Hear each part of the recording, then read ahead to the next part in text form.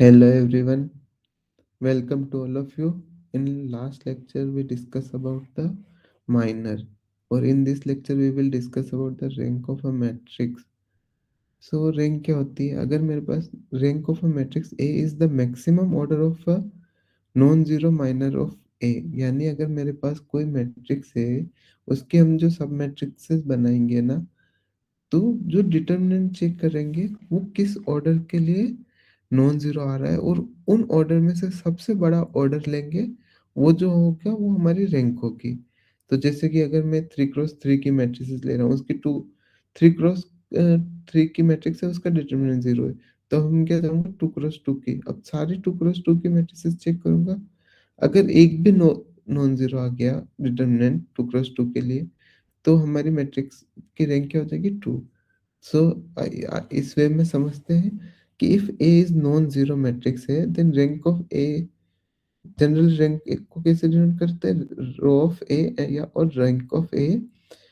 तो कोई भी जो रैंक होगी वो पॉजिटिव नंबर होगा आर। कैसे, क्या प्रॉपर्टी सेटिस्फाई करना चाहिए, there exist non zero minor of order R. Means अगर मैं कोई ऐसी सब मैट्रिक्स एग्जिस्ट करनी चाहिए आर क्रॉस आर की, जिसका डिटरमिनेंट नॉन जीरो हो, but all minor of order R plus one. अगर मेरे पास मैट्रिक्स की साइज आर से बड़ी है, आर क्रॉस आर से, तो आर प्लस वन के जो भी मैं माइनर बनाऊँ, जो भी सब मैट्रिसेस बनाऊंगा ना, उनका माइनर जीरो होना चाहिए, मीन्स डिटरमिनेंट जीरो होना चाहिए। तब हम क्या बोलेंगे, मैट्रिक्स की रैंक आर है। आर एक पॉजिटिव इंटीजर क्यों ले रहे हैं? क्योंकि नॉन जीरो बात कर लिया हमने, तो एक ना एक एग्जिस्ट करेगा पॉजिटिव। सो आर के लिए तो क्या देना चाहिए, माइनर एग्जिस्ट करना चाहिए, जिसके लिए माइनर जीरो नॉन जीरो हो। बट आर प्लस वन के लिए अगर एग्जिस्ट कर रही है, तो जीरो होना चाहिए माइनर। सो नल स्पेस क्या होता है मैट्रिक्स का? If A is M cross N matrix, then null space is given by all collection of F N such that A times X करने पे क्या आ जाए, जीरो आ जाए। यानी एफ एन के वो सारे वेक्टर जिनके लिए ए एक्स इक्वल टू जीरो आए, तो ऐसे स्पेस को जो ये कलेक्शन होगा ना, वो सारे क्या होगा, नल स्पेस का कलेक्शन। अब range space of a matrix क्या होती है? अगर मेरे पास A is M cross N matrix है, then range space is given by range of A, और वो सारे कलेक्शन जो A X such that X belongs to F N. X belongs to F N कोई वेक्टर है जिसके लिए ए x जो भी वेक्टर आएगा, वो आप उन सारे वेक्टर्स का कलेक्शन क्या होगा, रेंज ऑफ ए। एक्स, सारे एक्स की बात कर रहे हैं एफ एन के, for all X belongs to F N. और जो ए एक्स आएगा ना, वो जितने भी कलेक्शन आएंगे ए एक्स टाइप के, वो सारे कलेक्शन क्या हो जाएगा, रेंज ऑफ ए हो जाएगा। तो न्यूलिटी क्या होती है?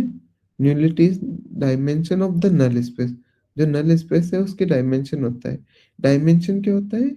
Number of element in the basis. Basis क्या होता है? एक तो जो सेट होगा वो एल आई होगा, और उसका लीनियर जो स्पान करेंगे वो वेक्टर स्पेस के इक्वल आ जाए। तो ये हम बाद में डिस्कस करेंगे, जस्ट आइडिया दे रहा हूँ। तो डायमेंशन होती है नल स्पेस, न्यूलिटी क्या होती है, डायमेंशन होती है नल स्पेस की। So relation between nullity and rank क्या होती है? रैंक क्या होती है? Dimension of range space. So rank nullity में क्या रिलेशन होता है? रैंक ऑफ, अगर मेरी matrix A is M cross N size की है, तो rank of A plus nullity of A equal to N. N क्या होता है? Number of columns. So rank of A plus nullity of A equal to होगा number of column. ठीक है, I hope this is clear to you. So अब एक theorem करते हैं। Let A be a M cross N matrix, and if P and Q are invertible matrix of M cross M and N cross N matrices respective. मतलब P और Q invertible matrix है और उनकी size क्या है? P की size है M cross M and Q की साइज है एन क्रॉस एन। देन हमें क्या प्रूफ करना है? रैंक ऑफ ए क्यू, जो मैट्रिक्स ए क्यू होगी, उनकी रैंक होगी रैंक ऑफ ए के इक्वल, और rank of P A equal होगी rank of A. And therefore क्या है, rank of P A Q equal होगी रैंक ऑफ ए। तो फर्स्ट हम प्रूफ करते हैं rank of A Q equal to rank of A. तो हम क्या यूज करेंगे, रेंज स्पेस का। कि दोनों की डायमेंशन सेम आ जाए। तो रेंज स्पेस क्या होता है? A X for all X belongs to F N. So यहाँ से हम क्या मैपिंग डिफाइन कर रहे होंगे, ये बेसिक फंक्शन टाइप हो गया। सो रैंकिस क्या होती है? Dimension of range space. So हम फर्स्ट क्या प्रूव करेंगे कि अगर मेरे को इन दोनों को इक्वल प्रूफ करना है तो मैं क्या शो कर दूं, इनके रेंज स्पेस सेम आ जाए, क्योंकि डायमेंशन क्या है? Dimension of range space ring होती है। अगर मेरे रेंज स्पेस ही दोनों इक्वल आ गए, ए क्यू और ए का, तो इनकी डायमेंशन सेम आ जाएगी, तो रिंग आ जाएगी। तो मेरा टास्क क्या है? Range of A Q equal to range of A A कर दूंगा। तो दोनों दो सेट कब इक्वल होते हैं? जब एक को दूसरे का सबसेट बता दे और दूसरे को पहले का सबसेट बता दे। यानी अगर मैं रेंज ऑफ, अब हमें क्या शो करना है? Range of A Q and equal होगा रेंज ऑफ ए के। तो मेरे को फर्स्ट टास्क क्या प्रूव करना होगा? Range of A Q subset है रेंज ऑफ ए का। तो मैं क्या कर रहा हूँ कि रेंज ए का कोई एलिमेंट ले रहा हूँ, तो मेरे को क्या प्रूफ करना होगा? वो रेंज ऑफ ए में भी आए। तो मैं फर्स्ट वाई में लेके चल रहा हूँ, रेंज ऑफ वाई को लेके चल रहा हूँ रेंज ऑफ ए क्यू में। तो यहाँ से हमारे पास एक्स बिलोंग मिलेगा।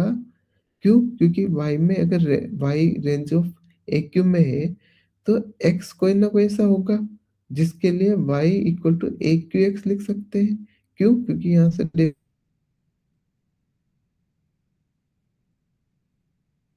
डेफिनेशन है ना, ए एक्स।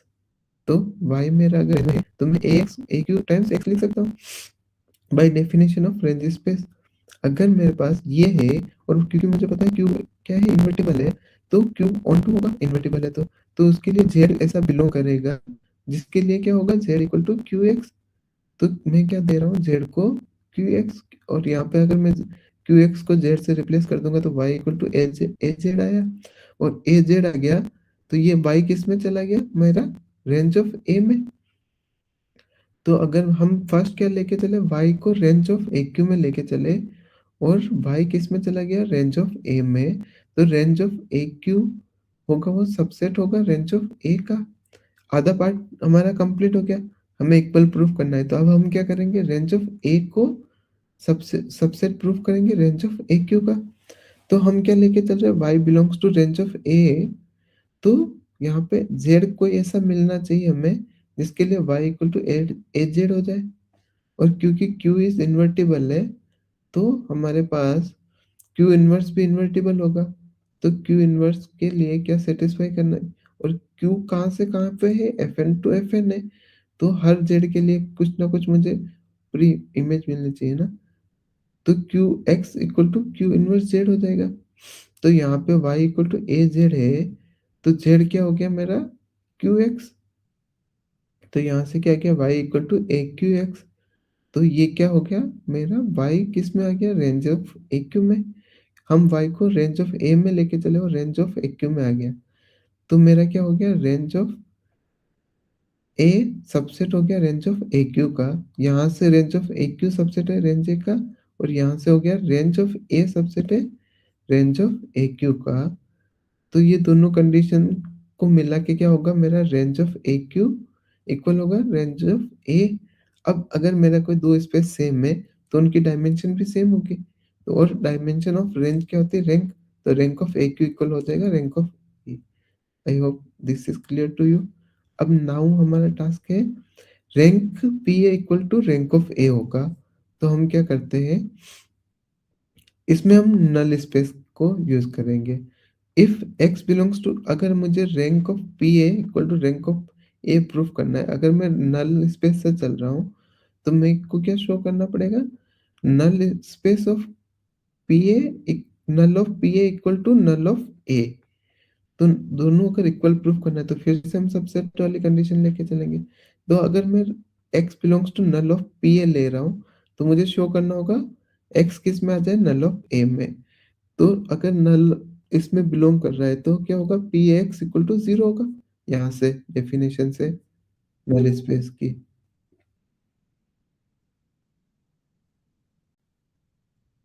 यहाँ से हमारा X belongs to null space है। नल ऑफ पी ए है तो पी एक्स इक्वल टू 0 होगा। सिंस पी इन्वर्टिबल है, अगर तो पी इनवर्स एग्जिस्ट करेगा। मैं दोनों साइड पी इनवर्स से मल्टीप्लाई कर रहा हूँ, तो P inverse P of A X क्या होगा मेरा, या आइडेंटिटी आ जाएगा। आइडेंटिटी टाइप ए क्या होगा, ए एक्स, और यहाँ 0 है, P inverse equal two into 0 होगा तो 0 आता है। तो ए एक्स इक्वल टू 0 आ जाएगा मेरा। तो एक्स किस में चला जाएगा, नल ऑफ ए में। अगर एक्स नल ए में गया तो मेरा नल पी ए सबसेट होगा नल ए का। अब हमें क्या प्रूव करना है, नल ए सबसेट होगा नल पी ए का। तो हम क्या सपोज करके चले, एक्स बिलोंग्स टू नल ए, तो ए एक्स इक्वल टू 0 होगा। अगर ए एक्स 0 हुआ, अगर मैं दोनों साइड पी से मल्टीप्लाई करता हूँ, तो पी ए एक्स क्या होगा, पी ए एक्स और पी 0 क्या होगा, 0। तो P A X equal to 0। तो यहाँ से क्या प्रूफ हो गया, नल ऑफ ए सबसेट होगा नल ऑफ पी ए का, क्योंकि ये कंडीशन हो रही है। तो नल ऑफ पी ए, एक बार हमने प्रूफ करा subset of null P A, subset है नल ए का। दूसरी बार हम प्रूफ कर दिए null P A subset of, sorry, null A is subset of null P A. तो दोनों इक्वल हो जाएंगे, तो इससे क्या किया, null of P A equal to null of A. और न्यूलिटी क्या होती है, अब अगर दोनों ही नल स्पेस बराबर है तो उनकी न्यूलिटी भी सेम हो जाएगी, डायमेंशन। तो न्यूलिटी ऑफ पी इक्वल टू होगा न्यूलिटी ऑफ ए। तो हमें पता है कि मेरा rank of A plus nullity of A equal to N होगा, क्योंकि हमारे number of column of A कितने हैं, एन, और पी एम में नंबर ऑफ कॉलम कितने हैं, एन। तो rank of P equal to nullity of P equal to N होगा। और क्योंकि यहाँ पे मुझे पता है न्यूलिटी ऑफ ए और न्यूलिटी ऑफ पी इक्वल है, तो ये माइनस होगा एन में से, एन माइनस न्यूलिटी ए और N minus nullity of P. तो वहां से क्या आ जाएगा मेरा, rank of P equal to, यहाँ से मैं न्यूलिटी को रिप्लेस कर दूंगा तो क्या आ जाएगा, N minus nullity of A. और यहाँ से मेरे को क्या दे रहा है, रैंक ऑफ ए देगा। तो rank of P equal to rank of A हो जाएगा। कैसे, क्योंकि यहाँ से मैं इसको न्यूलिटी को इधर ले गया, तो रैंक ऑफ ए क्या होगा, N minus rank nullity A. और यहाँ से rank P A equal to क्या होगा, N minus nullity of A, क्योंकि nullity of P equal to nullity A है। तो यहाँ से ये आया। तो अब यहाँ से एन माइनस न्यूलिटी का क्या होगा, रैंक ऑफ ए। तो यहाँ मैं रिप्लेस कर दूंगा रैंक ऑफ ए से, तो रैंक ऑफ पी ए किसके इक्वल हो गया, रैंक ऑफ ए के। I hope this is clear to you. अब नाउ जो थर्ड वाला कंडीशन है ना, वो आपके लिए एक्सरसाइज है, आप एज ए होमवर्क करके ट्राई करना इसको। सो अब हम एक और थ्योरम पे आते हैं, कोरोलरी। अगर मेरे पास एलिमेंट्री, अगर कोई रो एंड कॉलम ऑपरेशन किसी मैट्रिक्स पे परफॉर्म करते हैं तो उसकी रैंक पे कोई इफेक्ट नहीं आता। अगर मैं किसी मैट्रिक्स के ऊपर एलिमेंट्री रो और कॉलम ऑपरेशन परफॉर्म कर रहा हूँ तो उसकी रैंक पे कोई इफेक्ट नहीं आएगा। क्यों, अगर मेरे पास ए कोई मैट्रिक्स है और बी को कैसे ऑब्टेन कर रहा हूँ, एलिमेंट्री रो ऑपरेशन से। सो अब हमने एक लास्ट लेक्चर में पढ़ा था कि अगर मैं ए बी को एलिमेंट्री ऑपरेशन परफॉर्म कर, ए पे एलिमेंट्री ऑपरेशन परफॉर्म करके बी को अगर फाइंड कर रहा हूँ, तो एक एलिमेंट्री मैट्रिसेस ई एग्जिस्ट करेंगी, जिसके लिए बी इक्वल टू ई ए लिख सकते हैं। और ये भी शो करा था ई इन्वर्टिबल हो, ई जो एलिमेंट्री मैट्रिक्स होगी वो इन्वर्टिबल होगी, ये भी मैंने प्रूफ करा था। अगर ये इन्वर्टिबल है तो रैंक ऑफ बी किसके इक्वल होगा, रैंक ऑफ ए के। क्यों, क्योंकि ई तो इन्वर्टिबल है। तो अभी हमने जस्ट ऊपर थ्योरम करी थी, रैंक ऑफ ई ए किसके इक्वल होती है, रैंक ऑफ पी ए किसके इक्वल थी, रैंक ऑफ ए। क्यों, क्योंकि पी इन्वर्टिबल थी, यहाँ पे ई इन्वर्टिबल है। तो रैंक ऑफ ई ए किसके इक्वल होगा, रैंक ऑफ ए के। तो यहाँ से क्या आ गया, rank of B equal to rank of A. तो क्या हो गया कि अगर मैं एलिमेंट्री ऑपरेशन परफॉर्म करा ए पे तो matrix B I, but still rank तो चेंज नहीं हुई ना। तो इसीलिए बोलते हैं रैंक प्रिजर्विंग रहती है अगर एलिमेंट्री ऑपरेशन परफॉर्म कर रहे हो। Thank you so much. I hope आपको लेक्चर पसंद आया होगा। अगर कोई क्यूरीज हो तो आप कमेंट कर सकते हो। Thank you so much.